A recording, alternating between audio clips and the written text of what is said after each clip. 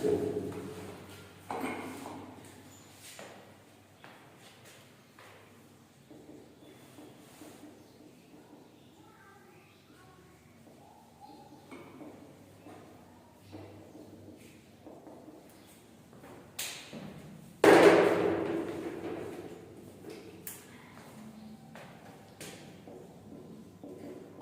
आज अपन पढ़ेंगे कौन सा टॉपिक, इलेक्ट्रोमैग्नेटिक इंडक्शन।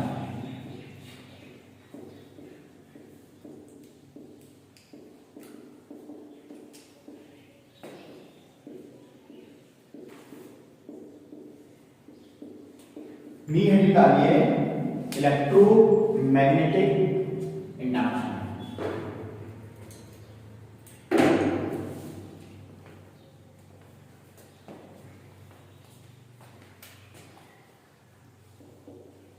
अब देखिए, चाहे मैं बात करूं इलेक्ट्रिसिटी की, चाहे मैं बात करूं मैग्नेटिज्म की, मैंने आपको कोई भी लॉ बताया क्या? डायरेक्टली मैंने आपको वो लॉ बताया या फिर एक किसी न किसी एक्सपेरिमेंट के थ्रू कोई भी चीज को एक्सप्लेन किया कि भाई आपने कोई एक्सपेरिमेंट को परफॉर्म किया, देन उसका आपके पास कोई एक फिक्स रिजल्ट आया और देन क्या हुआ, आपने वो चीज को समझा कि हाँ ये ऐसे हो रहा है। तो अगेन अभी इस टॉपिक को समझना है, इलेक्ट्रोमैग्नेटिक इंडक्शन, है ना, कि ये क्या होता है, इसमें कैसे क्या होता है। तो सबसे बेसिक अपन एक एक्सपेरिमेंट करते हैं और चीजों को एनालाइज करते हैं और वहां से कुछ ऑब्जर्वेशन होगा, उसके अकॉर्डिंग उस टॉपिक की बात होगी। तो सबसे पहले अभी अपन टॉपिक को छोड़ो, सबसे पहले एक एक्सपेरिमेंट करते हैं अपन, दो एक्सपेरिमेंट करेंगे। अब देखो, आप ध्यान से देखना, मैंने क्या किया, एक सिंपल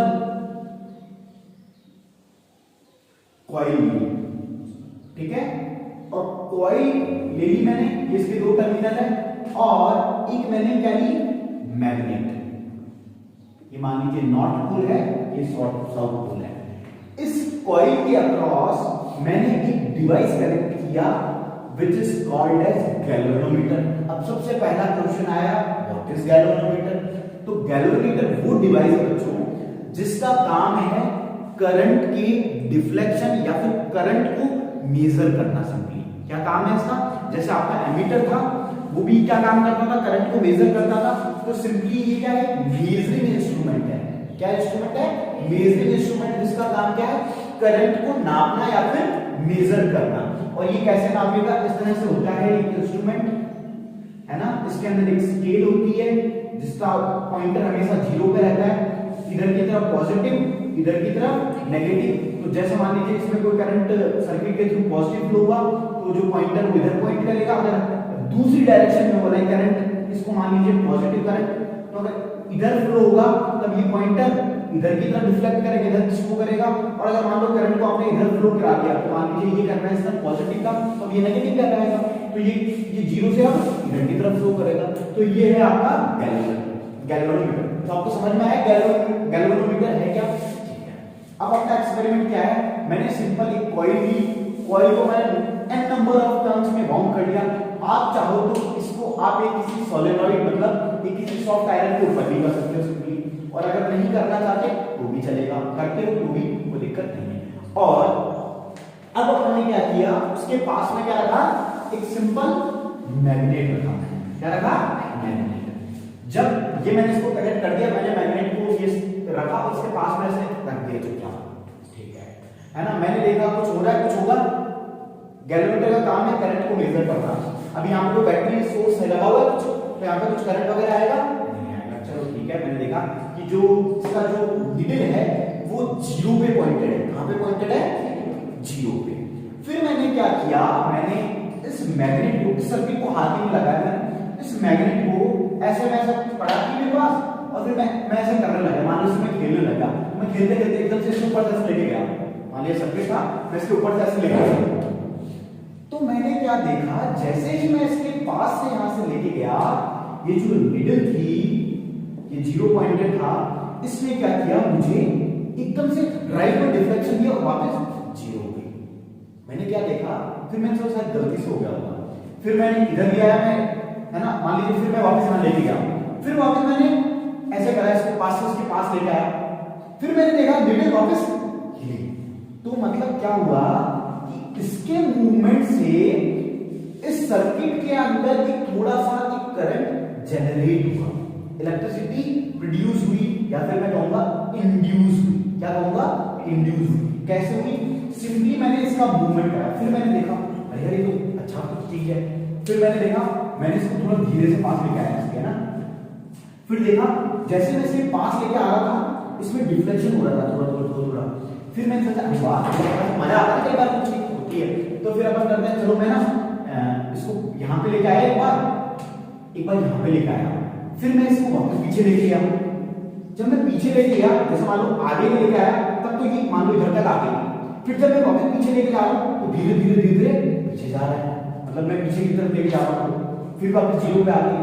फिर मैंने देखा कि मान लो इसको मैंने आगे और पीछे लेके गया, मान लो यहाँ से जीरो से, तो फिर मैंने देखा कि जब मैं इसको पीछे की तरफ लेके गया तो अब डिफ्लेक्शन इधर ना होके लेफ्ट में करने लग गया डिफ्लेक्शन।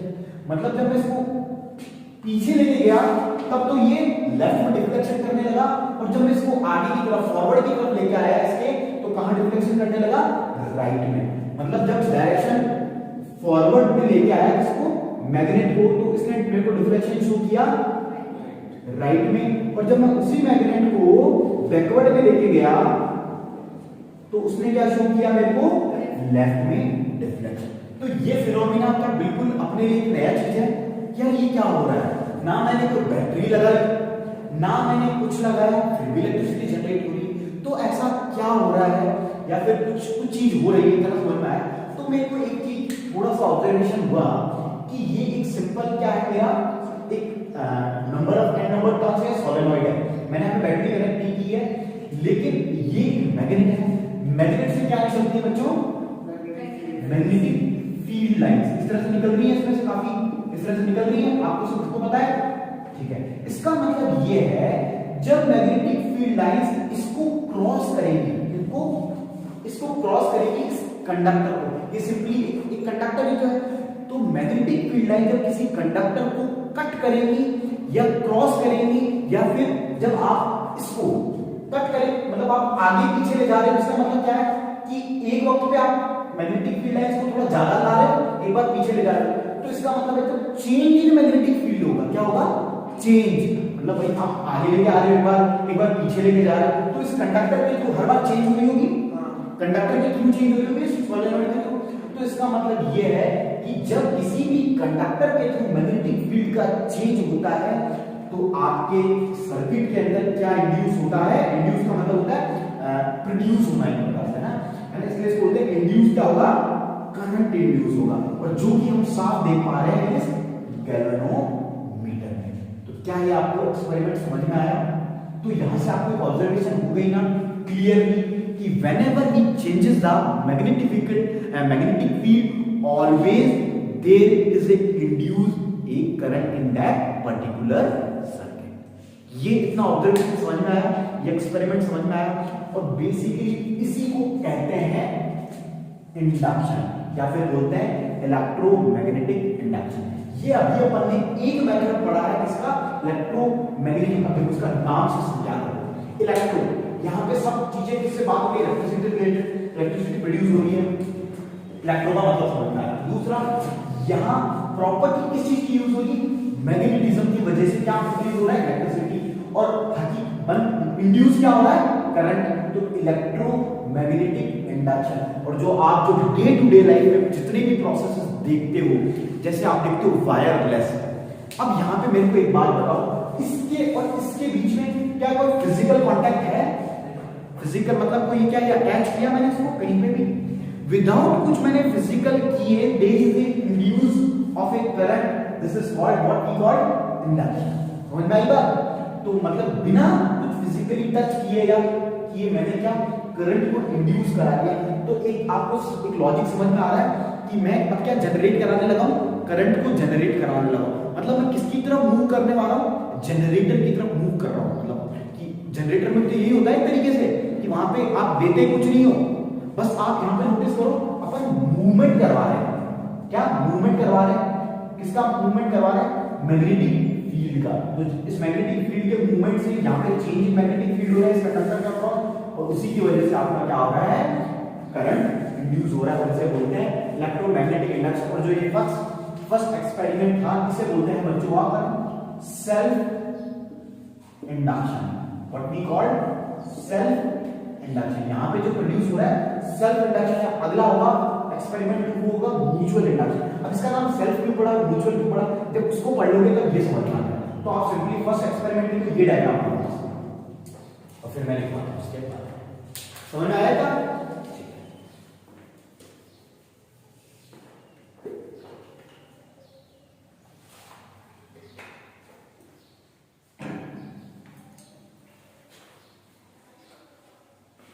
और ये जो एक्सपेरिमेंट इसको पहली बार इंट्रोड्यूस किया था माइकल फैराडे ने, है ना।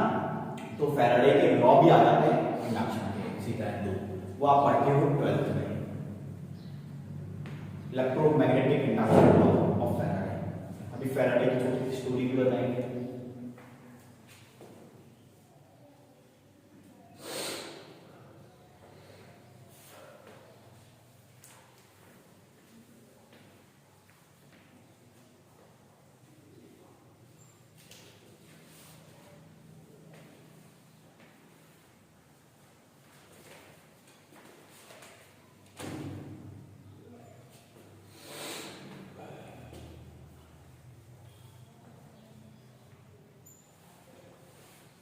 बन गया?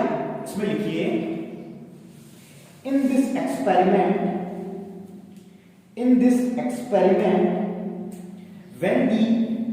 अब मेरे को एक बात बताओ, यहीं पे मैं पहले बता देता हूं, फिर लिख लेना। अभी अपन कौन से पोल को इसकी तरफ लेकर आ रहे थे? नॉर्थ पोल में जब मैं इसको इसकी फॉरवर्ड डायरेक्शन में ला रहा था तो आपका जो निडल है वो राइट में मूव कर रहा था। अगर मैं इस मैग्नेटो को मूव कर, लाइक साउथ पोल इधर आ जाए, नॉर्थ पोल उधर आ जाए, तो जब साउथ पोल को मैं इधर लाऊंगा तो फॉरवर्ड डायरेक्शन में, तो निडल कौन सी डायरेक्शन में मूव करेगी? लेफ्ट में। ये बात आपको समझ में आती है ना? हर बार हम डिस्कस कर रहे हैं, चाहे करंट को रिवर्स कर रहे हो तो जो डिफ्लेक्शन है वो चेंज होता है। ये शुरुआत से जब अपन ने बेसिक कॉस्ट जो हेंस कॉन्स्टेंट का एक्सपेरिमेंट देखा तो वहीं से देखते आ रहे हैं कंटिन्यूअसली। समझ में आया? ठीक है, तो लिखो in this experiment when the north pole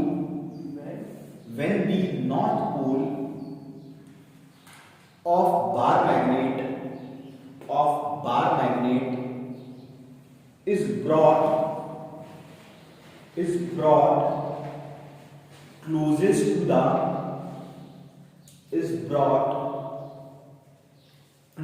to the coil or away from the coil, we see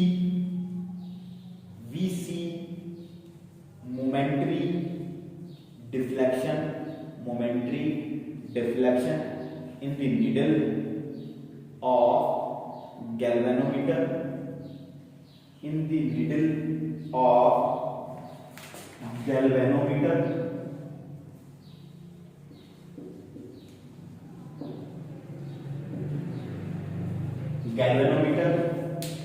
on either side of the null point का मतलब है जीरो, है ना। तो या तो इधर भी जा सकता है चाहे राइट में भी जा सकता है। on either side of null point, क्या null NULL, null point first right, पहले राइट गया and then left, first right and then left. Next point लिखिए similarly if we keep the magnet, अब इधर देखिए, अब आपने ये देखा कि जैसे जैसे मैं मैग्नेट को मूव कर रहा हूं तो यहां पे गैल्वेनोमीटर में क्या हो रहा है? डिफ्लेक्शन। अगर मैं इस मैग्नेट को स्टेशनरी खड़ा कर दूं, बस बढ़िया, तो यहां डिफ्लेक्शन होगा? क्यों नहीं होगा? हाँ, मैग्नेटिक फील्ड है उस कंडक्टर के क्रॉस चेंज होगी नहीं। मैंने क्या कहा कि whenever there is a movement, जब आप इसको पास ला रहे थे या दूर ले जा रहे थे तो क्या होता था कि जो मैग्नेटिक फील्ड है इसको कट करती है वो चेंज होती है। तो जब स्टेशनरी हो जाएगी चेंज। तो जब चेंज होगा ही नहीं तो आपका करंट इंड्यूस होगा नहीं होगा, करंट इंड्यूस नहीं होगा तो डिफ्लेक्शन शो होगा नहीं होगा। बात समझ में आती है? इसी को लिख लीजिए। Similarly if we keep the magnet stationary and coil is made to move towards or away from the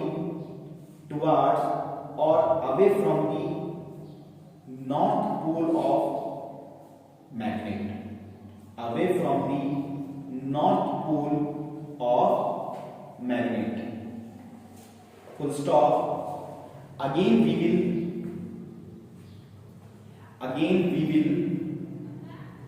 observe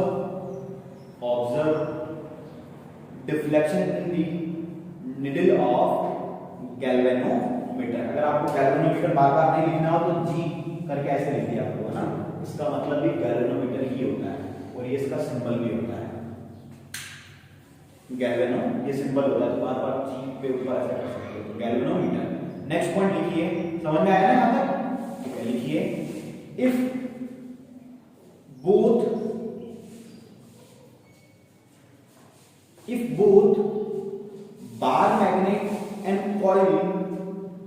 both bar magnet and coil kept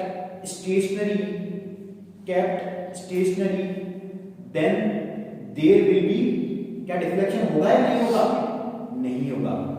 तो then there will be no deflection in the needle of galvanometer, no deflection in the needle of galvanometer।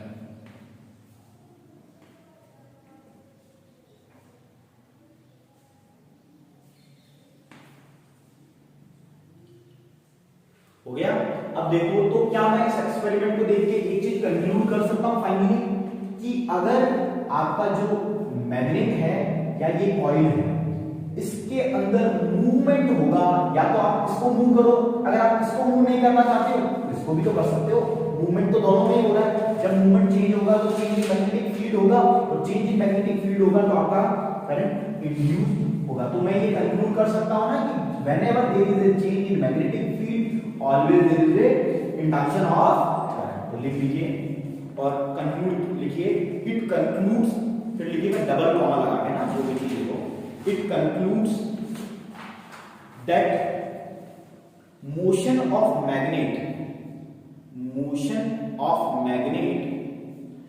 with respect to coil or vice versa, with respect to coil or vice versa, comma, changes the magnetic field, full stop, due to change in magnetic field,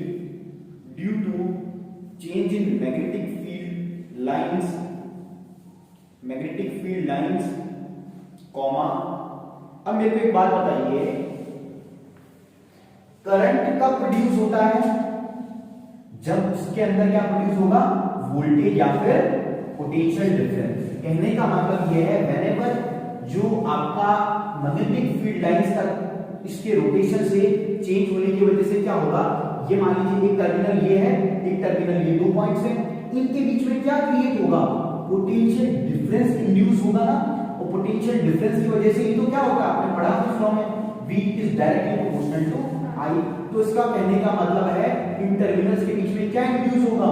potential difference induce होगा, और उसी की वजह से तो आपका current induce होता है, और वो किसकी फॉर्म में दिखता है?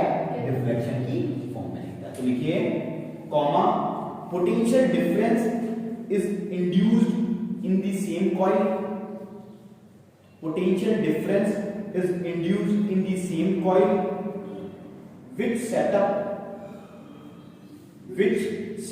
an induced current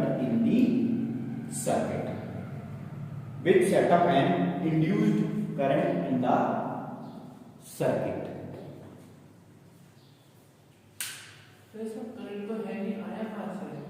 करंट देखो बच्चों क्या हो रहा है कि यहाँ पे करंट है ना, वो कैसे ये जो मैग्नेटिक फील्ड लाइंस है ना इसको कट कर रहा है, इस कंडक्टर्स को कट कर रहा है अलग अलग चेंजेस की। तो यही तो मैं समझाने की कर रहा हूँ कि करंट इसमें था ही नहीं, कुछ था ही नहीं, लेकिन फिर भी इंड्यूस हो गया। क्यों इंड्यूस हो गया कि जब इलेक्ट्रिक फील्ड का जो फील्ड लाइंस है मैग्नेटिक फील्ड लाइंस है जब इसको कट कर रही है मतलब चेंज हो रहा है, उस चेंज की वजह से इसके अंदर क्या हो रहा है, एक इंड्यूस हो रहा है, मतलब था नहीं एक इंड्यूस हो रहा है, ऑटोमेटिकली इंड्यूस हो रहा है। क्या हो रहा है, इन दोनों के बीच में पोटेंशियल डिफरेंस इंड्यूस हो जा रहा है और वो पोटेंशियल डिफरेंस क्या कॉज कर रहा है, आपका करंट कॉज कर रहा है। और इसी चीज को समझाया था पहली बार माइकल फैराडे ने। उससे पहले लोगों को पता ही नहीं था कि ऐसा कुछ हो भी सकता है क्या, समझ में आई बात। तो यही चीज समझ रही है, तो चीज अपन ने कि ऐसा भी होता है क्या, तो वही चीज अपन ने जानी, इसी को बोलते हैं अपन इंडक्शन का फिनोमेनन। चलो अब एक लाइन गैल्वेनोमीटर के बारे में लिखो कि आप नोट्स कैसे बना रहे हैं, आप इसको पूरा चेंज क्यों नहीं कर रहे पैरा, मैं जहां चेंज करवा रहा हूं आप लिखना।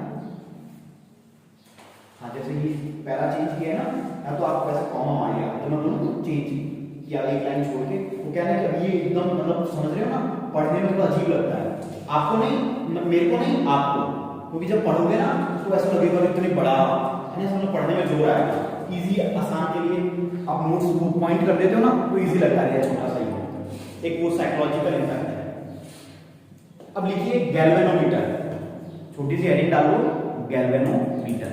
गैल्वेनोमीटर क्या है याद रहना चाहिए, क्या गैल्वेनोमीटर मेजरिंग इंस्ट्रूमेंट है जो क्या करता है, करंट को मेजर करता है, और बीच में क्या है आपका नल पॉइंट है।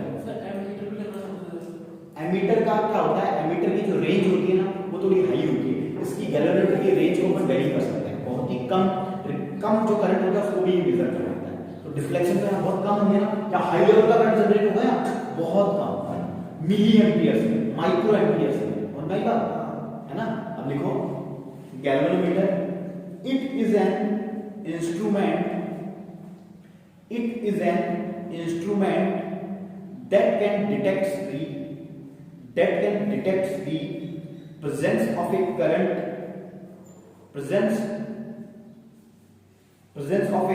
in a circuit. The pointer remains at zero for zero current flowing through it, full stop. It can deflect either to the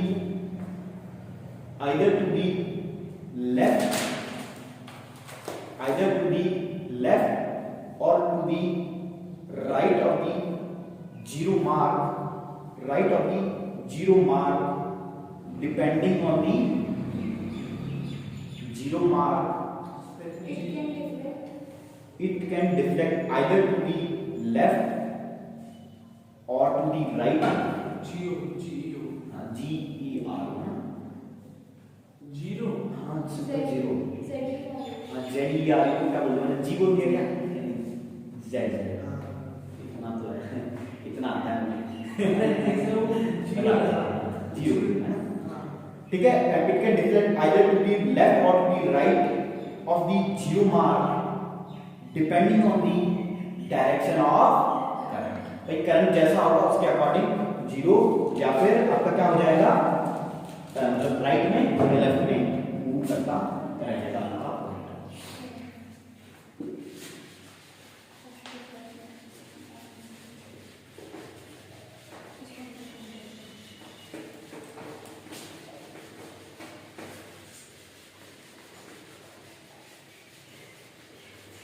समझ में आया आपको कहना कि गैल्वेनोमीटर क्या है, और ये जो आपका सेल्फ इंडक्शन का जो फिनोमेनन है वो कैसे है, क्या होना कंडीशन जरूरी है कि जो चेंज है मैग्नेटिक फील्ड का वो होना जरूरी है। अगर आप क्या कराना चाहते हो, करंट को इंड्यूस करवाना चाहते हो, है ना, मतलब इंड्यूस से पहले पोटेंशियल डिफरेंस क्रिएट होगा और फिर आपका करंट सर्किट में आ जाएगा। अब देखिए, अब अपन एक और एक्सपेरिमेंट करते हैं।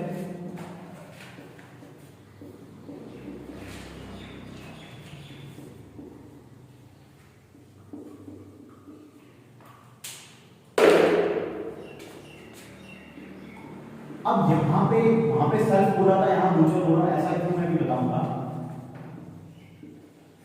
इसको बोलते हैं, इस एक्सपेरिमेंट से अपन को जो लॉजिक समझ में आएगा वो होगा म्यूचुअल अट्रैक्शन। अब देखो सबसे पहले सेल्फ म्यूचुअल छोड़ो, अब देखो यहाँ पे क्या अपन ने पहले केस में क्या किया, कितनी कॉइल ली, एक कॉइल, और एक दूसरा क्या किया था, एक सिंपल वायर। अब देखिए मैं क्या करने वाला हूं यहाँ पे,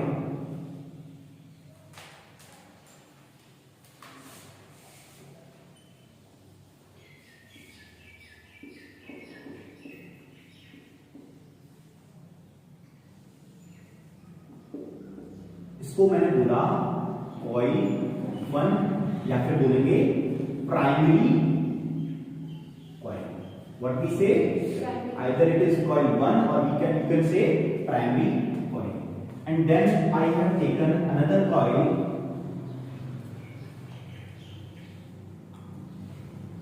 coil 2, or you can say secondary coil.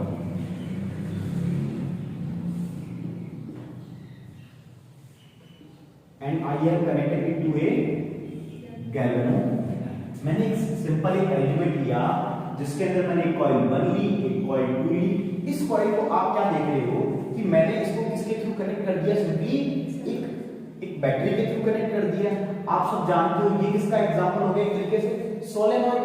Simply इसके अंदर अगर आप मिक्स कर दोगे तो सोलेनॉइड ही है, तो ये एक हो गया। और यहाँ पे मैंने इसको किसी से कनेक्ट किया, सिंपल गैल्वेनोमीटर के लिए। गैल्वेनोमीटर का काम क्या है कि जो करंट के जो डिफ्लेक्शंस हैं, करंट की जो प्रेजेंस है उसको शो करना in the form of deflection. ठीक है, अब मैं क्या देख रहा हूं कि जैसे ही मैंने ये सर्किट को क्लोज किया, सर्किट को क्लोज करते आप क्या देखोगे, इसके अंदर क्या होगी, मैग्नेटिक फील्ड लाइंस होगी ऑब्वियसली, इस तरह से काफी। तो मैंने देखा कि इसके अंदर मैग्नेटिक फील्ड लाइंस हैं, और अब मैंने क्या किया, इस मैग्नेटिक फील्ड लाइंस को अगर मैं चाहूं तो मैग्नेटिक फील्ड लाइंस को क्या करेंगी, मतलब ये मेरी दोनों चीजें पास पास है। मान लीजिए ये वो सर्किट 1 है, मतलब कॉइल 1, और ये मतलब बिल्कुल पास में, तो इसकी मैग्नेटिक फील्ड लाइंस को कट करती हुई ऐसे जा रही होगी, मतलब मान लो है ना, कट करेगी इस तरह से, मानो अच्छे से ये इसको कट कर रही होंगी, फिर ये यहां से कट कर रही होंगी, इस तरह से कट कर रही होंगी, कट कर रही होंगी। ठीक है, अब जब ये कट कर रही होंगी तो यहां पे क्या हुआ, इस कॉइल के अंदर जब मैंने सर्किट ऑफ था, मतलब ये था ओपन, जैसे ही मैंने इसको क्लोज किया तो मैंने देखा कि ये इसके अंदर क्या हो गया, मैग्नेटिक फील्ड सेटअप हो गया। मैग्नेटिक फील्ड सेटअप होने की वजह से क्या हुआ, इस मैग्नेटिक फील्ड ने इन कॉइल्स को जाके क्या करना कर दिया, स्टार्ट कट करना स्टार्ट कर दिया, जो कि पहले क्या था, जीरो था, पहले कुछ कट हो रही थी, नहीं हो रही। तो एकदम से चेंज इन मैग्नेटिक फील्ड हुआ इस सर्किट के अंदर। तो अगर change in magnetic field circuit होगा तो यहां पे डिफ्लेक्शन होगी, गैल्वेनोमीटर में डिफ्लेक्शन होगी, तो गैल्वेनोमीटर सपोज राइट की तरफ मूव किया। ठीक है, तो मेरे को एक ऑब्जर्वेशन ये हुई कि सिंपली एक सर्किट के अंदर मैंने पास में जो कि एक सोलेनॉइड की तरह है वो कनेक्ट किया, उसमें क्या होता है, मैग्नेटिज्म प्रोड्यूस हुआ, उस मैग्नेटिज्म ने मैग्नेटिक फील्ड लाइन ने इसको कट किया, तो इसके अंदर क्या हुआ, डिफ्लेक्शन हुआ। फिर मैंने देखा कि लाइक वो राइट के अंदर मूव कर रहा है, ये आपका जीरो डिफ्लेक्शन है, वो यहाँ पे आ गया है ना, इस तरह से। अब मैंने क्या किया, मैंने अगेन इस स्विच को ऑफ कर दिया। ऑफ जैसे करूंगा तो एक फिक्स्ड अमाउंट की मैग्नेटिक फील्ड लाइन इसको कट कर रही थी। अब जैसे ही मैं इसे ऑफ करूंगा तो वो अगेन क्या हो जाएगी, जीरो, अगेन जीरो हो जाएगी, इसके थ्रू जो कट करेगी। तो वो जब तक चीजें जीरो हो जाएंगी तो अगेन इसके अंदर क्या हुआ, चेंज हुआ। भाई पहले मान लीजिए 5 मैग्नेटिक फील्ड लाइंस कट कर रही थी, फिर अगेन मैंने बिल्कुल बंद कर दिया तो कितनी होगी, जीरो। तो 5 से 0 का मतलब तो चेंज हुआ, तो जैसे ही चेंज होगा तो ये मान लीजिए ये राइट पे था, तो अगेन इस पे आ जाएगा, इधर आ जाएगा, क्योंकि चेंज हुआ। तो चेंज होने की वजह से मतलब जब आप सर्किट को क्लोज कर रहे थे तब भी डिफ्लेक्शन शो करी, और जैसे ही आपने इसको बंद किया तब भी डिफ्लेक्शन शो करी। इसका मतलब ये हुआ कि आपको जरूरी नहीं है कि आपको मैग्नेट को मूव करवाना पड़े, आप सिंपली करंट को वेरी करके, करंट वेरी करने से क्या वेरी होगा, मैग्नेटिक फील्ड भी वेरी होगा भाई। आपने यहाँ पे सर्किट को पहले ओपन था फिर क्लोज किया, मतलब पहले करंट लाइक 0 एम्पियर था, फिर आपने जैसे इसको ओपन किया सॉरी क्लोज किया तो मान लीजिए 2 एम्पियर हुआ, 2 एम्पियर से वापस आपने इसको ओपन कर दिया देन 0, इसका मतलब 0 से 2 से फिर अगेन 0, मतलब सिंपली करंट को चेंज करके आपने इसको मैग्नेटिक फील्ड को चेंज किया और इस मैग्नेटिक फील्ड की वजह से जो उसके पास में जो पड़ोस में उसकी मैग्नेटिक दूसरी कॉइल बैठी थी कॉइल 2 सेकेंडरी कॉइल उसके अंदर रिफ्लेक्शन शो हुआ। तो यहाँ पे आपने एक चीज नोटिस करी, यहाँ पे मैंने कोई भी मूवमेंट नहीं करवाया, जो कि पहले केस में आपको जो बार मैग्नेट है उसको मूव करवाना पड़ता था। तो आपके दिमाग में एक और आइडिया आया कि सिर्फ मूवमेंट से ही जरूरी नहीं है कि करंट को इंड्यूस किया जाए, आप सिंपली मैग्नेटिक फील्ड लाइंस को सिंपली चेंज करो by the help of changing the current in another circuit. तो ये होता है म्यूचुअल इंडक्शन। अब देखो म्यूचुअल और सेल्फ इंडक्शन क्यों कहा गया। म्यूचुअल आपने सोशल मीडिया पे देखा होगा, म्यूचुअल फ्रेंड कॉन्सेप्ट सुना है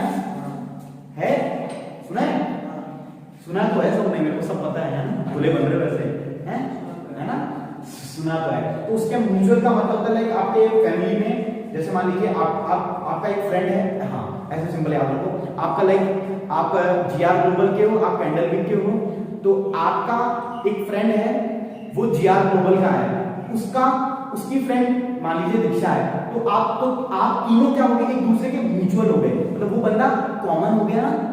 तो उसी तरह म्यूचुअल का मतलब होता है जो एक कॉमन टाइप चीजें आ जाए, मतलब आपको खुद से नहीं, मतलब जैसे उसके अंदर क्या हो रहा था कि आपको सेल्फ के अंदर क्या हो रहा था कि लाइक आप एक मैग्नेट ले रहे थे अलग से और उसको मूव कर रहे थे, यहाँ पे सिंपली इसको मूव करने से इसका इफेक्ट किस पे आ रहा है, इस पे आ रहा है। मतलब आप जैसे आपने एक बात उसको बताई, इसका दूसरा उसको बता दी, तो मतलब आपने बताई इसको, मतलब काम यहाँ होगा लेकिन इफेक्ट किस पे आया, इस पे। तो इसलिए ही कहते हैं कि लाइफ में और नेचर में हर चीजें इंटरली म्यूचुअली डिपेंडेंट है। ये जो टर्म आप सुनते हो म्यूचुअली इंटरडिपेंडेंट, सोशल साइंस में सुनते हो, उसी तरह इसलिए इसका नाम पड़ गया म्यूचुअल इंडक्शन। उसका नाम सेल्फ क्यों पड़ा, क्योंकि उसमें अपन ने किसी का डिपेंडेंसी नहीं आई, मतलब सिंपली एक ही कॉइल थी, वहां पे दूसरी कॉइल थी नहीं, मतलब खुद की है, खुद की कॉइल है वो सिंपली, और बस पास में आप मैग्नेट लेके आ जाए, समझ में आई। तो ये होता है आपका सेकंड, और इसी फिनोमिनन को अगेन अपन क्या कहते हैं, इलेक्ट्रोमैग्नेटिक इंडक्शन। और इसके अंदर अपन सिंपली क्या कर रहे हैं, di/dt। डी का बता दूं मैं कॉन्सेप्ट, डी का मतलब होता है, आपको तो पता होगा, चेंज, है ना, क्या होता है चेंज, मतलब यहाँ पे किसका चेंज हो रहा है, करंट का चेंज हो रहा है विद रिस्पेक्ट टू टाइम। मतलब आप जितना ज्यादा चेंज उतना ज्यादा डिफ्लेक्शन, जितना कम चेंज उतना कम डिफ्लेक्शन। तो आपको एक बात समझ में आ गई कि अगर हमको ज्यादा करंट इंड्यूस करवाना है तो हमें जो रेट ऑफ चेंज है वो ज्यादा रखना पड़ेगा, ठीक है। मतलब कहने का मतलब है करंट को चेंज होने से आपकी rate of change of magnetic field ज्यादा होगी, और रेट ऑफ मैग्नेटिक फील्ड ज्यादा होगी तो वो उतना ही ज्यादा इसको चेंज कट करेगा, और कट करने की वजह से आपका क्या होगा, इसके अंदर जो दूसरा कॉइल सेकेंडरी कॉइल है उसके अंदर आपका क्या हो जाएगा, करंट इंड्यूस हो जाएगा। तो ये था आपका सेकंड एक्सपेरिमेंट, ये भी किसने किया, माइकल फैराडे ने, ठीक है, समझ में आया, ओके। तो अब लिखो नोट्स, इस डायग्राम को बनाओ, इसको और इसको, ये सब मत लिखना ना, लिखो ये फर्स्ट सेल्फ वगैरह डिपेंडेंट ही है, डिपेंडेंट है, लेकिन वहां पे कॉइल कितनी है, वो कॉइल खुद ही है, यहाँ पे कॉइल कितनी पड़ गई, दो लोगों की म्यूचुअल, जैसे बोलते हैं ना कि म्यूचुअल रिलेशनशिप, तो वहां पे क्या एक ही पर्सन होता है या दो पर्सन की रिक्वायरमेंट होती है। जैसे मान लीजिए आप कोई भी एक रिलेशन होता है तो उसमें दो लोगों की रिक्वायरमेंट होती है, एक ही होता है दो, तो यहाँ पे क्या है कि दोनों एक दूसरे पे इंटरडिपेंडेंट है, इसलिए यहाँ पे क्या आ गया कॉन्सेप्ट म्यूचुअल का। ये जो पॉइंट 2 है वो फर्स्ट पे डिपेंडेंट कैसे है, नहीं कॉइल फर्स्ट है वो सेकंड पे डिपेंडेंट कैसे है। अब देखो ऐसा है कि आपको अल्टीमेटली करंट इंड्यूस करवाना है ना, अगर आपको करंट इंड्यूस कराना है तो इस कॉइल का प्रेजेंस होना जरूरी है या नहीं है, अगर ये नहीं होगी तो इसका कोई वजूद है नहीं है, ठीक है।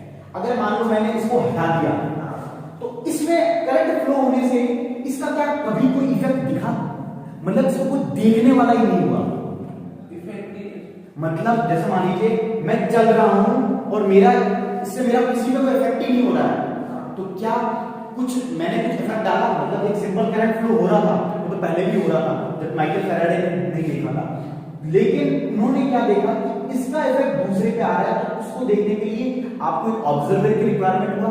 तो अगर मान लो ये ही नहीं होगा तो क्या इसका कोई सिग्निफिकेंस है? नहीं है ना। मतलब बोलते हैं ना कि हर इंसान थोड़ा थोड़ा डिपेंडेंट होता है, तो मतलब उसकी डिपेंडेंसी का, जैसे मान लीजिए आप कभी भी कोई चीज शो करते हो तो आप जैसे मान लीजिए शो कैसे करोगे, कोई एक स्टैंडर्ड मेंटेन होगा ना। जैसे मान लीजिए एक नंबर है, अगर नंबर का ये झंझट ही ना हो तो आपका शो कैसे पता चलेगा कि आप अच्छे हो खराब हो? कोई कंपटीशन ही नहीं होगा तो कौन फर्स्ट है कौन सेकंड है पता चलेगा। तो उसी तरह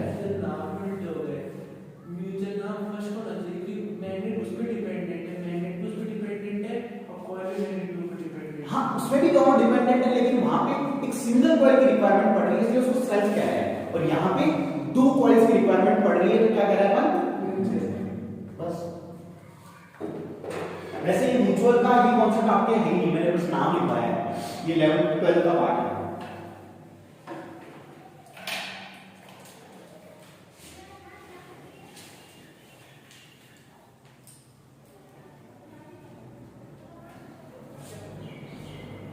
हो गया?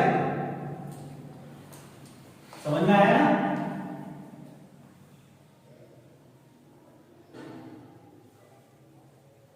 लिखो, in this experiment plug in the key that is connect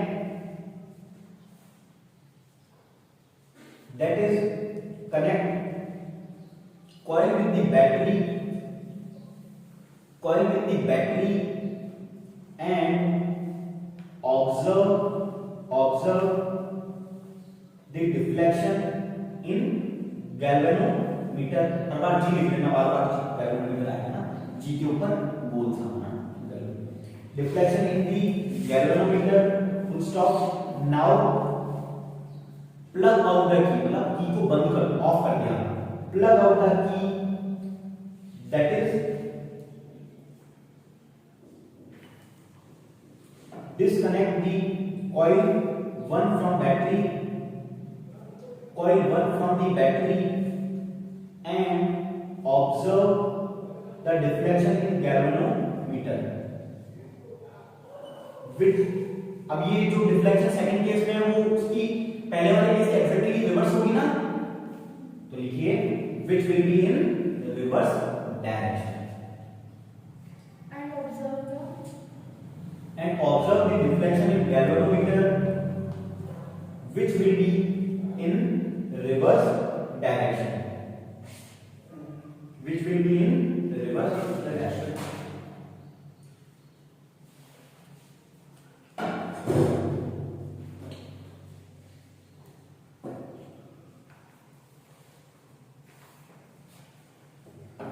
फिर लिखो hence we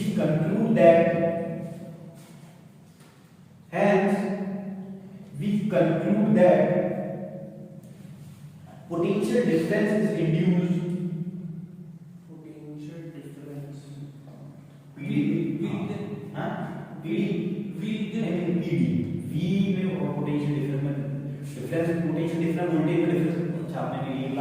डिफरेंस होता है ना, पोटेंशियल डिफरेंस दो एंड्स के बीच में होता है, और V को एक तरीके का वोल्टेज सोर्स भी हो सकता है ना, तो PD लिखो सकते हैं ना। PD is induced in secondary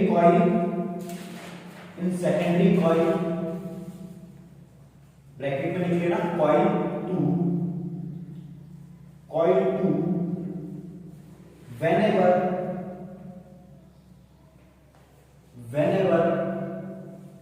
there is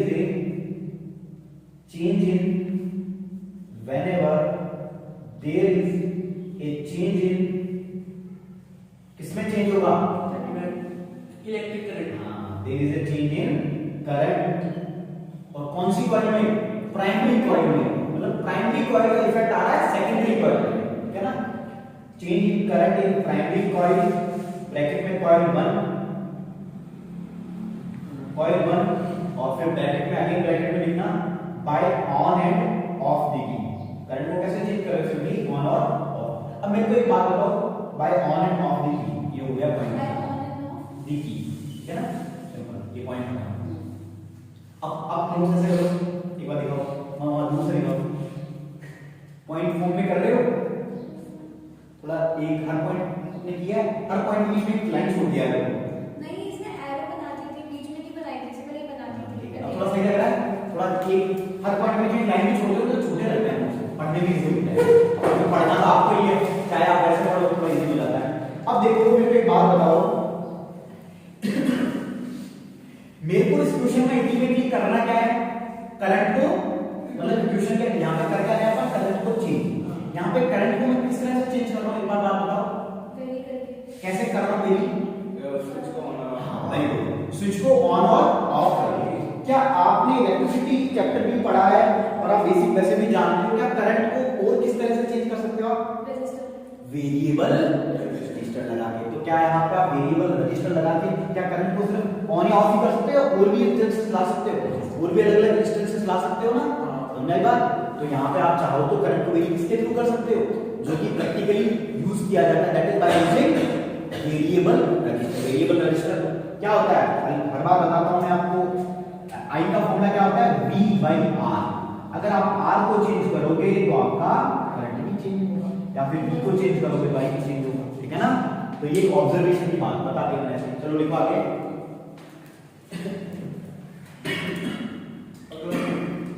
अगला पॉइंट। हाँ, अगला पॉइंट देखो, मैं एक पॉइंट बनाता जाऊंगा, फिर उसके नीचे ऐसे नीचे एरो डाउन करना, फिर उसके बाद एक पॉइंट बनाऊंगा, फिर नीचे एरो डाउन करना, मतलब वो एक प्रोसेस है। इसके बाद ये हुआ, इसके बाद ये हुआ, ठीक है? इस तरह से लिखना, इस तरह से लाइक ये, फिर एक एरो डाउन, फिर ये, फिर एरो डाउन, समझ गए? ताकि वो आपको इजीली समझ में आ जाए। देखो, whenever there is a change in current, whenever there is change in current in primary coil, whenever there is a change in current in primary coil, नीचे एरो डाउन, इसमें हाँ इसके नीचे एरो डाउन करता हो, इंडिकेट करता हो, फिर वहां पे अगला पॉइंट लिखना है। देखो देखो, magnetic field associated with it also changes, ठीक है? Magnetic field field associated with it also changes, मतलब क्या चेंज होगी? करंट चेंज करोगे तो, ठीक है? अब मेरे को बताओ, मैग्नेटिक फील्ड चेंज होगी तो सेकेंडरी कॉइल में क्या होगा? Current induce. तो अब नेक्स्ट एरो करो, फिर लिखो now magnetic field lines, now magnetic field lines around the secondary coil, around the secondary coil will change and induces the electric current in it, and induces the electric current in it, ठीक है? फिर नीचे again एक arrow down करो इसके नीचे, ठीक है? उसमें लिखो दिस प्रोसेस बाय विच, ज्यादा तेज तो नहीं हो रहा, ठीक है ना? Normal. This process by which changing of strength of current in primary coil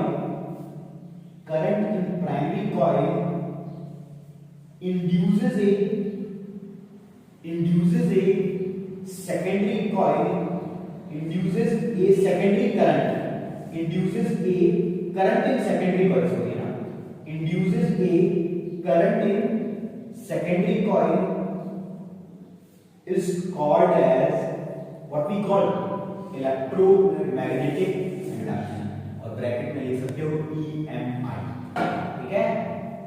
is called as electromagnetic induction, bracket में EMI।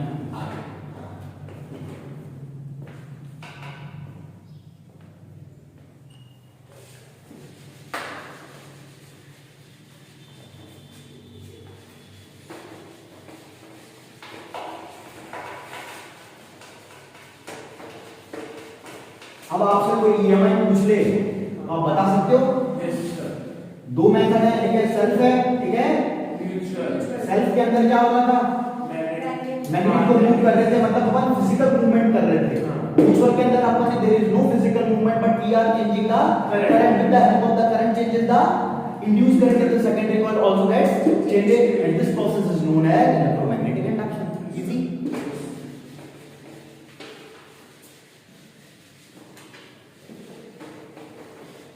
अब देखिए, आपने अभी तक आपने कुछ रूल्स पढ़े हैं हैंड्स के। एक आपने पढ़ा right hand rule. Right hand rule में क्या था?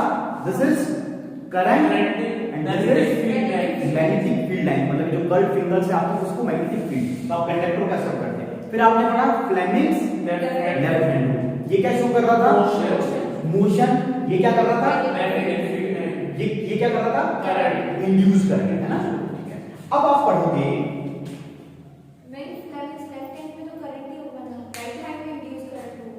नहीं करंट ही है ना, इंड्यूस करंट भी बोल सकते हो, सिंपली करंट। वहां पे भी एक वक्त पे दो टर्म मतलब इंटरचेंज करना हो, इंड्यूस करंट बोल दो या फिर आपने गिवन करंट बोल, मतलब कहने का मतलब करंट है ना, सिंपली मैं वो कहना चाहता हूं।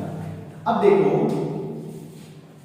अब नया एक रूल पढ़ेंगे, वो है फ्लेमिंग्स का लेफ्ट हैंड रूल पढ़ लिया तो क्या आएगा, मतलब राइट हैंड, ठीक है। अब देखो फ्लेमिंग चचा साइंटिस्ट ही थे, कभी कुछ देखे नहीं। वैसे पता है पहले तो साइंटिस्ट नहीं होता, अभी मैं आपको स्टोरी सुनाई इसके पास सुनाऊंगा ना। जो माइकल फैराडे थे ना, वो पता है, चलो सुनाई देता हूँ। माइकल फैराडे की स्टोरी बड़ी मोटिवेटिंग है। वो बेसिकली एक बुक वाइंडिंग शॉप थी ना। अब सोचो आप उनकी मेंटेलिटी को ऑब्जर्व करना। वो सिंपली एक बुक वाइंडिंग जो शॉप होती है ना, वहां पे काम किया करते थे। तो क्या होता था कि बुक वाइंडिंग शॉप में क्या वाइंडिंग होने के लिए आएगी? बुक्स। नॉर्मल सी बात है, भाई किसी की फट गई या फिर इसको प्रिंट करवानी, तो वहाँ हजारों बुकें आती थी हर अलग अलग फील्ड की। तो वहां से वो जो बुक्स आती थी, तो उनको क्या वहां से वो साइंस की बुकें पढ़ पढ़ के उनको काफी इंटरेस्ट हो गया था इसके अंदर, साइंस के अंदर। फिर उन्होंने क्या हुआ, एक इंस्टीट्यूट की एक बुक आई, रॉयल इंस्टीट्यूट करके था, काफी फेमस इंजीनियरिंग का, मतलब जो साइंस का इंस्टीट्यूट है ना, तो उसकी एक बुक आती थी। तो पर्टिकुलरली उन्होंने एक जो राइटर थे उनकी बुक पढ़ी, वैनी करके है ना, वैनी करके। तो उनकी जब बुक पढ़ी तो उन्होंने बुक पढ़ने के बाद उस बुक से कुछ कंक्लूजन निकाला और उस चिट्ठी को कर दिया पोस्ट वैनी साहब के घर पे। वो एक बड़े साइंटिस्ट थे वैनी साहब उस वक्त, है ना। तो उस चिट्ठी से मतलब पढ़ के वो उनसे काफी वो हुए, इंस्पायर्ड हुए बंदे ने। नहीं अनपढ़, मतलब उन्होंने कोई फॉर्मल एजुकेशन ली ही नहीं। मतलब आप कहते हैं कि मेरे को पहले 10th करनी पड़ेगी, फिर 12th करनी पड़ेगी, फिर ये इंजीनियरिंग करो, अगर साइंटिस्ट बनना है, मान लो सपोज साइंस की फील्ड में, या मान लो अगर मेडिकल में जाना तो डॉक्टरी करनी पड़ेगी, है ना। तो सुनो क्या कह रहे हो। हाँ देखो, पढ़ना क्या होता है कि आपको हिंदी बोलना कैसे आया? पढ़ना बेसिक जो किताबें होती है ना, लाइक बचपन में जैसे पहले के स्कूल में क्या होता था, बेसिक 5 फॉर्मल एजुकेशन का मतलब उन्होंने कोई ऐसे 10th 12th ऐसे डिग्री नहीं ली है, अलग से वो डिग्री ली है। बेसिक तो पढ़ना आता ही है भाई, अखबार अनपढ़ आदमी भी पढ़ ही लेता ना अखबार। उस तरह से फॉर्मल एजुकेशन उन्होंने कोई स्पेसिफिक डिग्री ली हो साइंस की, एमएससी करी, बीएससी करी, ऐसा नहीं। तो वो बुक्स आती थी, वो पढ़ते रहते थे, तो बड़ा इंटरेस्ट हो गया। तो एक दिन उन्होंने वो आए वो बुक, और उस बुक की उन्होंने पता अच्छी अच्छी जो चीजें थी और ऑब्जर्वेशन अपनी तरफ से वो उसको पोस्ट करी। उन्होंने कहा कि उन्होंने उनको अपना असिस्टेंट रख लिया, और असिस्टेंट रखने के एक तरीके से मतलब वो लैब्स का उनको एक्सेस मिल गया। फिर उन्होंने ये जो चीजें ऑब्जर्वेशंस थी, जो बड़े बड़े जो नियम थे, या आपके माइकल फैराडे के जितने भी इंडक्शन के थे, तो इससे क्या समझ में आ रहा है कि आपको कुछ इन्वेंशन करने के लिए किसी डिग्री से आपको इन्वेंशन नहीं करते हो, डिग्रियां सिर्फ आपको नौकर बनाती हैं। कहने का मतलब ये है, मतलब एक होता है ना कि भाई आप सब क्या चाहते हो, क्या भाई मेरे को ये करना है, मेरे को ये जॉब मिल जाए। भाई आप अल्टीमेटली इंसान की अपनी मेंटालिटी, क्योंकि अपन शुरू से भाई स्कूल में भी आपको सिखाया, अरे पढ़ोगे लिखेगे नहीं तो तुम्हें कौन नौकरी देगा। मतलब शुरू से एक ही मेंटालिटी कि मुझे ये करना है तो मुझे ये फायदा हो, मुझे ये, मैं ये करूंगा, मैं इंजीनियरिंग करूंगा तो मैं एक अच्छी कंपनी में इंजीनियर बनूंगा, है ना। मैं सीए करूंगा तो मैं एक अच्छी ऑर्गेनाइजेशन में सीए बनूंगा, मैं एक डॉक्टरी करूंगा तो मैं डॉक्टर बन जाऊंगा। मतलब माइंडसेट कैसा, छोटा माइंडसेट, है ना। ये इन्होंने आज माइक पता नहीं काम भी किया है कि नहीं, ठीक है। तो कहने का मतलब ये है कि बहुत ही बेसिक, मतलब जैसे मान लो ऑब्जर्व करना, जैसे अब मैं बोलता हूं, ठीक है, कि लाइक अब जैसे मान लीजिए, पता है कुछ भी, कोई भी चीज का, जैसे मान लीजिए पहले जितने भी साइंटिस्ट हुए, अब आप चीज देख रहे हो आजकल में अच्छे लेवल के आविष्कार क्यों नहीं हो रहे, क्यों भी इन्वेंशन नहीं हो रहे, मतलब मोस्टली देखो ऐसा, अब कहोगे कि सब कुछ तो सर इन्वेंट हो ही गया ना, ऐसी चीजें हैं, बस अपनी जो ऑब्जर्वेशन पावर है वो गलत चीजों में इंडल्ज हो गई है। अपन को क्या है कि बस ये खाया पिया, बस अपना अल्टीमेट एम क्या हो जाता है, ऐसा आपको बना दिया जाता है। बचपन में आप देख, अभी भी चलो आपका तो बचपन ही, इवन इसलिए मतलब मेरा जो मोटिव ये रहता है कि अगर जो बेसिक लेवल के बच्चों की सोच ऐसी कर दी जाए कि वो मतलब कहीं रुके ना, मतलब उनको बांधना नहीं है। बांधना मीन्स होता है कि एक होता है ना, बांधने का मतलब ये नहीं है कि सिर्फ आपको रस्सी से बांध, आपकी सोच को भी बांधा जाता है ना। तो कभी भी ना अपनी सोच को मत बांधो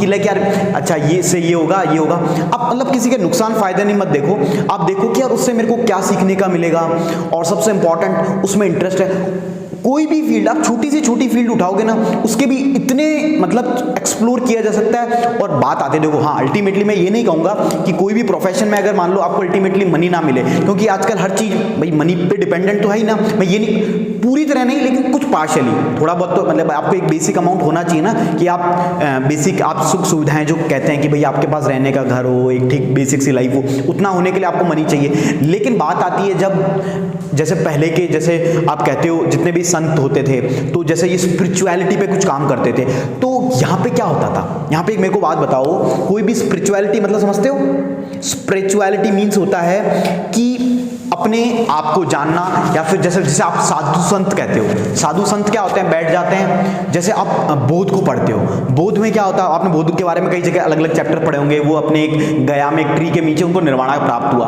तो उन्होंने क्या किया, क्या लोगों को जाके स्टडी किया, उन्होंने खुद को जाना, है ना। किसको जाना? डिस्कवर खुद को। उन्होंने खुद को जान लिया, मतलब पूरे ब्रह्मांड को जान लिया, है ना।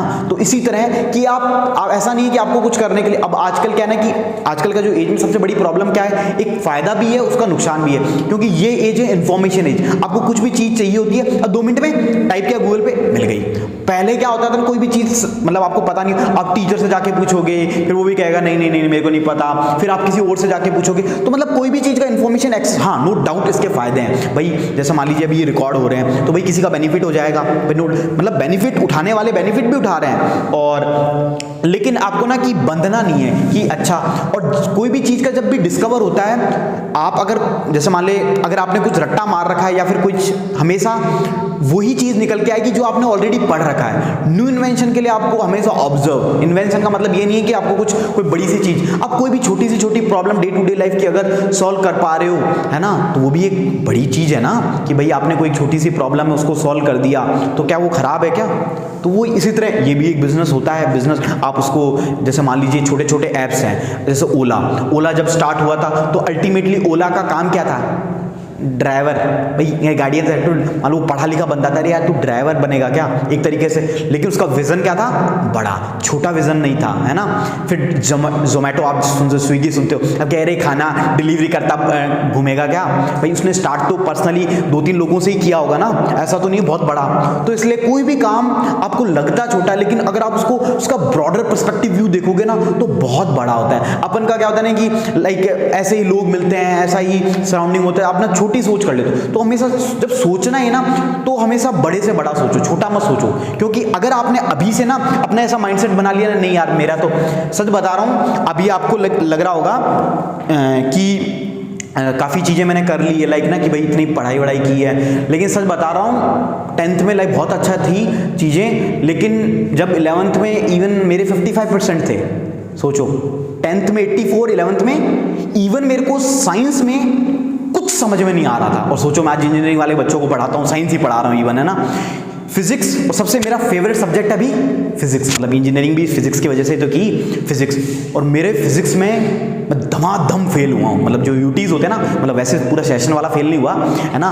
तो लोग मतलब इवन हंसी मजाक उड़ाते थे मेरा, अरे यार तूने साइंस क्यों लिया, आर्ट्स ले लेता ना, है ना, तेरे से तो झेल ही नहीं रही। लेकिन मुझे ये था कि हाँ अभी है ना, अभी मेरा मतलब नहीं हो रहा है, लेकिन इतना कॉन्फिडेंस था कि यार मैं करूँगा, और जिस दिन करूँगा ना फिर तुम देखना, है ना। तो हमेशा वो वाला, अगर कुछ चीज़ें मैनेज नहीं हो रही लेकिन उसके पीछे आपको क्या करना पड़ेगा, बहुत मेहनत नो डाउट, है ना। लाइक मैंने आपको बताया था ना एक बार, 22 दिसंबर 2012 का दिन है, आज का दिन है, मतलब 22 दिसंबर 2012 में मतलब मैं 12th में था, उस दिन से मैंने मेहनत करना स्टार्ट किया था। इवन उससे पहले 11th 12th की बता रहा हूँ, 10th में अलग की थी। 10th में मैंने बड़ा फ्री होके एकदम पढ़ा था। 12th 11th 12th में क्या होता है ना कि कई चीज़ें आ जाती है, फिर आपके दिमाग में बहुत सारी चीज़ें घूम रही होती है, ये अच्छा है ये बुरा है, क्या करूँ क्या नहीं करूँ, कोई दुनिया IIT की तैयारी कर रहा है, कोई मेडिकल की तैयारी कर रहा है, साला मेरे से तो कुछ झेल ही नहीं रहा, है ना। उस दिन समझ लिया था कि इंजीनियरिंग करें, फिर बाद में मेरा इंजीनियरिंग में इंटरेस्ट डेवलप हुआ। फिर ये था इंजीनियरिंग जितनी अच्छे से करनी है, तो जिन लोगों के 12th में मेरे से बहुत अच्छे थे, उन लोगों की इंजीनियरिंग में ऐसी हालत हो गई थी, उनको इवन कुछ समझ में, ऐसा नहीं है कि आपके 12th में 90% आ गए और आपका उस फील्ड में इंटरेस्ट ही नहीं है, तो आप कैसे करोगे, आपको तो वो लगे क्या फर्जी सी चीज़ है ना।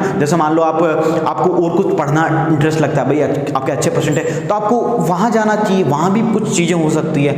तो ऐसा नहीं है कि आपके साइंस, भाई 10th के बाद बच्चे बोलते हैं ना कि लाइक साइंस ही सब कुछ है, बोलते रहे आर्ट्स वाले घटिया, कॉमर्स वाले ओ साइंस वाले राजा, मतलब एक थोड़ा सा एक चल रहा है ना, इसको तोड़ना जरूरी है ना। और तो मतलब कोई भी चीज़ का बिलीफ मत बनाओ, कोई चीज़ों को जल्दी से, कहने का मतलब ये है।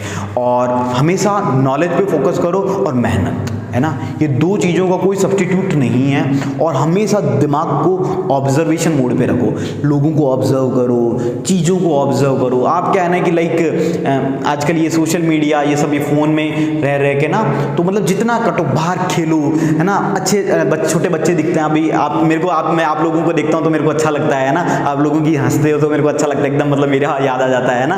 तो मतलब ये हैप्पीनेस आपको देता है ना, कि ये पैसा वैसा, ये नौकरी वोकरी, ये टेम्परेरी 2 दिन ही देगा। मतलब आप जब वहाँ पहुँच जाओगे, जो लोग इवन सोचते थे वहाँ पहुँचने के बाद स्टैग्नेंट हो जा रहे, यार क्या फर्जी लाइफ दी है, इससे अच्छा था वो। मतलब अभी आपको लग रहा होगा ना कि यार हम कब बड़े होंगे, लग रहा है अब हम लोगों को लगता है हम कब छोटे होंगे, समझ में आई बात। तो जिस एज में अभी हो आप, वो गोल्डन पीरियड है ना, ये समय वापस नहीं आएगा। तो बहुत आराम से पढ़ो, खूब मस्ती मजाक करो, पढ़ो, मेहनत भी करते रहो, मतलब हंसी खेल में करो, ऐसा नहीं कोई भी प्रेशर लेके नहीं, यार क्या पढ़ाई पढ़नी पड़ रही है ना। हाँ यहाँ से समझ में नहीं आ रहा और कोई दूसरा तरीका होगा, ये नहीं होगा, लेकिन ये क्या कर लेंगे, मतलब ऐसा एक एटीट्यूड रखो कि हाँ यार करेंगे, मेहनत से करेंगे, दिल से करेंगे, कभी भी रट्टा मार के ऐसा नहीं करेंगे, है ना, ठीक है। अब देखो ज्ञान ज़्यादा हो गया कोई चीज़ें मैंने ऑब्जर्व की है ना, तो मैं आपको बताता हूँ। अब देखो फ्लेमिंग्स राइट हैंड रूल, ठीक है। अब इसमें अपन कौन सा यूज करेंगे, हैंड राइट में अगेन थंब, आपका 4 फिंगर एंड मिडिल फिंगर। तो लाइक मैं इसको इस तरह से बनाऊं, यहां से इस तरह से बना रहा हूं मैं, ना समझ गए। ये हो गई आपकी मोशन, पहले ही मोशन है, तेज हो रहे हो हैं मिडिल फिंगर, ये है आपकी 4 फिंगर,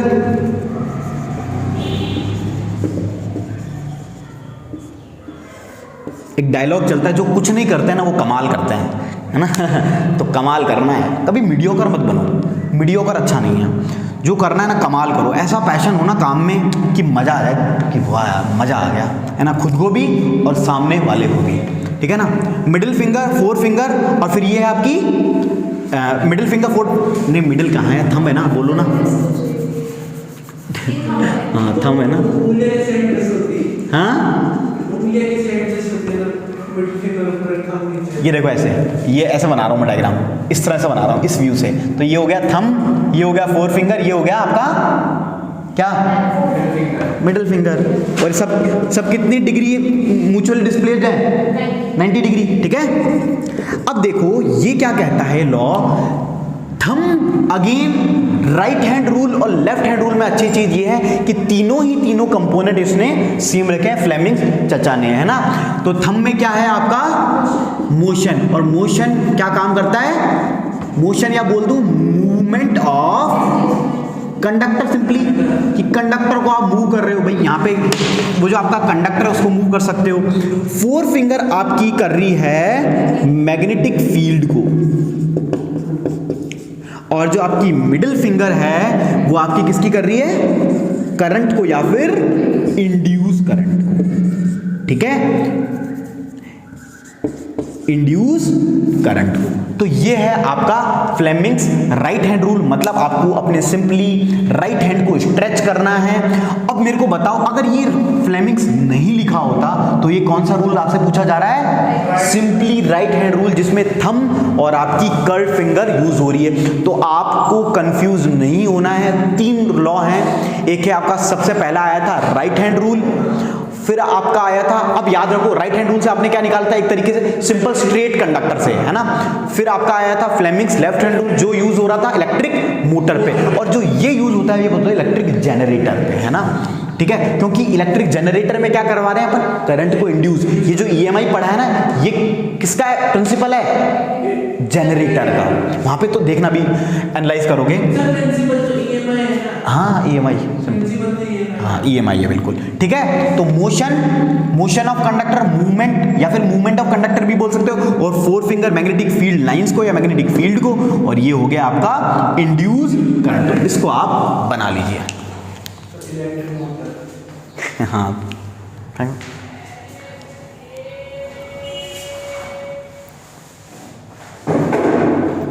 बहुत कारस्तानियाँ की हमने इससे। आप खेलते हो कि नहीं? क्या सर तैयारियां हैं आजकल के बच्चे, तैयारियां बड़ी करते हैं। 6 क्लास में आते हैं, चलो भैया फिर जी, चलो भैया अब एक नया कोडिंग का क्रेज आया है, कोडिंग करो। अरे इसको जीने तो दो, इसको मिट्टी में खेलने तो दो। आजकल के पेरेंट्स बड़े वैसे हैं।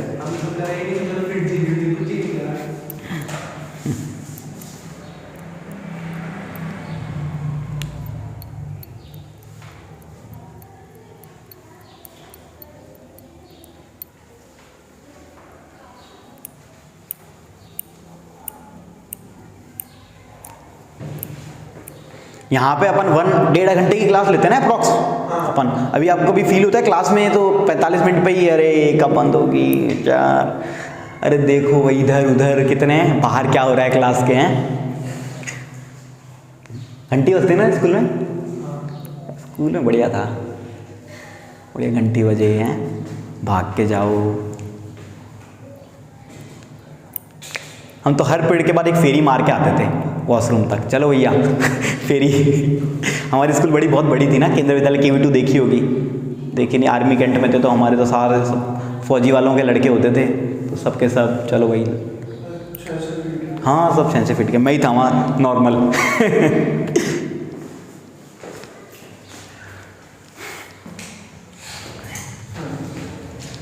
अब लिखिए, बन गया हो तो बैटरी है इसमें, सिंपली परमानेंट मैग्नेट है, क्योंकि ये छोटी है ना, कमर्शियल मोटर्स बड़ी होती है तो उसमें इतनी बड़ी परमानेंट मैग्नेट आप लगा नहीं सकते ना। इसके तो सिंपल फैन लगा देंगे। हाँ इसको आप यूज़ कर सकते हो। ये जनरेटर भी है, इलेक्ट्रिक दोनों है। ये है DC मशीन, ये सिंपली है अपनी DC मशीन बोलो। मशीन का मतलब होता है जो मोटर भी काम कर सके और जनरेटर भी। अगर आप ये क्या टर्मिनल्स हैं, इस पर आप सिंपली बैटरी लगाओगे तो ये जो है ये इसका शाफ्ट है एक तरीके से, कल मैं बताता हूँ एक्सेल है ना, तो ये रोटेट करने लगेगा।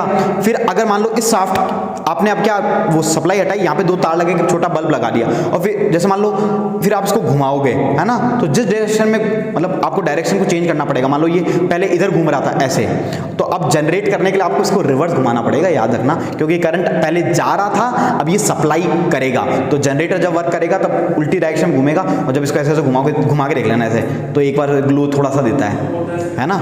या फिर सिंपली इससे क्या आप लाइक वो बनाते हो ना विंड एनर्जी का प्लांट, की हवा घूम रही है, इसको अटैच कर दिया तो फिर वो धीरे धीरे जलता भी रहता है। अब लिखो stretch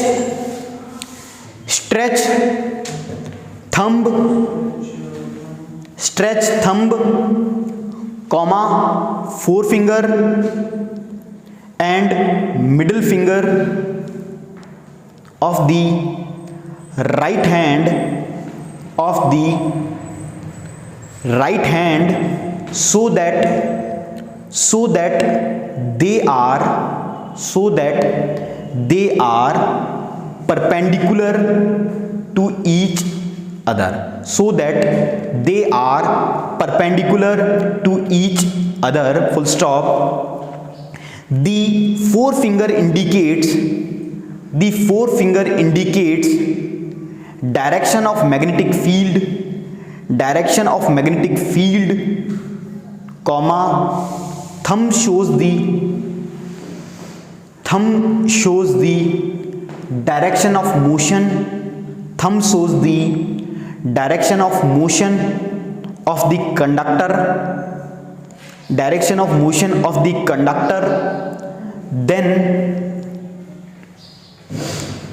shows the direction of motion of the conductor, then the middle finger will shows the direction of induced current. This is called as Fleming's right hand rule.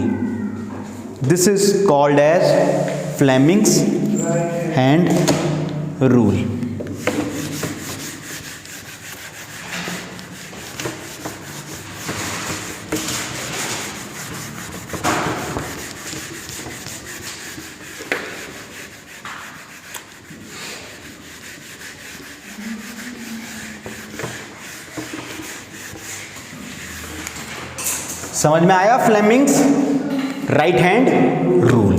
तो ये हो गया अपना एक टॉपिक अगेन कंप्लीट। अब एक खुशी की बात बताऊं, अपना चैप्टर खत्म।